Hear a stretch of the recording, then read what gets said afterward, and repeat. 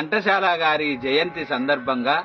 పద్య పరిమళం అక్కెనపల్లి రవీందర్ నాటక సమాజాల సమాఖ్య జనగామ జిల్లా. నన్ను భవదీయదాసుని మనోబుననయ్యపు కింకబూని తాగిన అది నాకు మన్ననయ